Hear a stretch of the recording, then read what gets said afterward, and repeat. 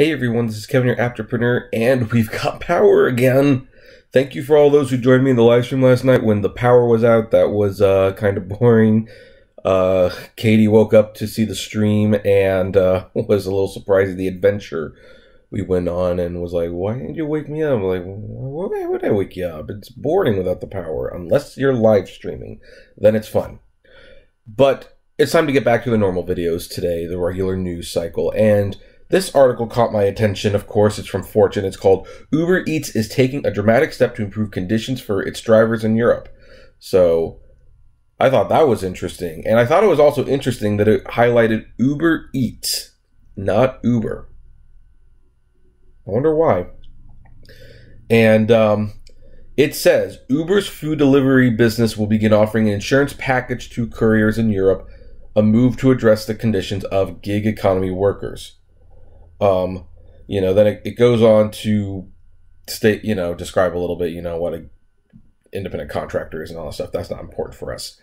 It says, UberEATS said on Friday it would start offering all of its couriers in Europe an insurance package with AXA with coverage for personal accidents, cash benefits for hospitalization, property damage, and cover for third-party insurance.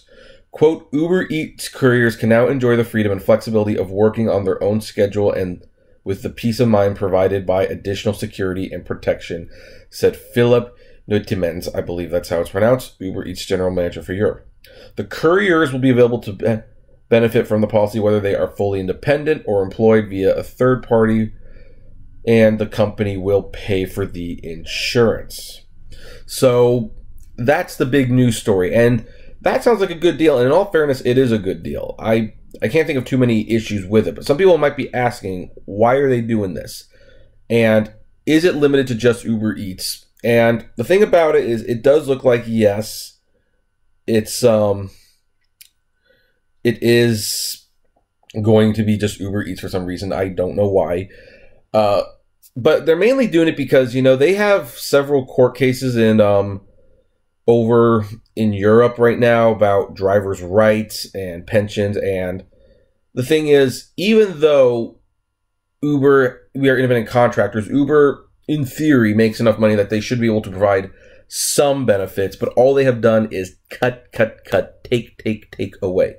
And as a result, like London, Sheffield, and I think York, they have few UK cities have taken their support away from Uber. They've revoked their license, and there's going to be some, and we'll talk about in another video, but there's actually going to be a decision very soon about whether or not Uber is a technology company or a taxi company. It's going to be had over there. And I'm sure this has something to do with that. And, people have, to kind of explain where I'm coming from, I do not like government interference in most of anything in my work. I don't like it unless it's absolutely necessary for there to be some, because the government can far overreach their bounds and they can do some really bad things. Unfortunately, Uber definitely falls under that company that needs to be regulated because they do a very, very poor job of regulating themselves. Heck, they don't regulate themselves. Not only do they not treat us right, but heck, they illegally wiretap people. We just found that out. So this is kind of a way to stave off the government. And that is why I said, yeah, we'll pay for it, because it's something they can do that the government has an issue with. And they can say, oh, see, well, we're doing it now. We're doing it now. But of course, then that brings a question that all this time where Uber's saying, oh, we can't do this. We can't give benefits. We can't give paid time off. It looks like they can. It very well looks like they can. And they simply don't want to. Let's see here. The plan offered by UberEATS will reimburse couriers up to 7,500 euros, which is about $8,847.75 in American dollars, for medical expenses from an accident that results in hospitalization, or 3,000 euros if the hospitalization is for 3 consecutive nights or more.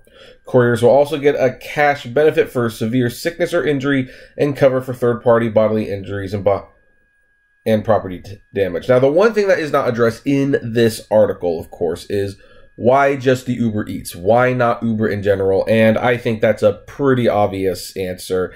And that is, if there's an accident with UberEATS, it's not likely to cause too much of a problem. in the sense of you don't have another passenger in your car. You just have to deal with the other person. So I think that's what it has to do with. And that is why they're doing it. But if they are for the regular Uber drivers, who knows what it would cost. But with food delivery, the chance of an accident are a lot smaller. Even I'll admit to that. So it's a lot smaller. It's unlikely Uber will be paying too many of these things out. And, of course, it shows the government that, hey, we're offering something, and they can take advantage and will pay. Please don't vote against us.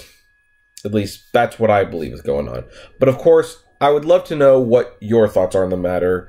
Comment below, like, favorite, share, subscribe. If you enjoy the videos made, consider becoming a patron member for as little as $1 a month. And, as always, flame responsibly. Have a good one.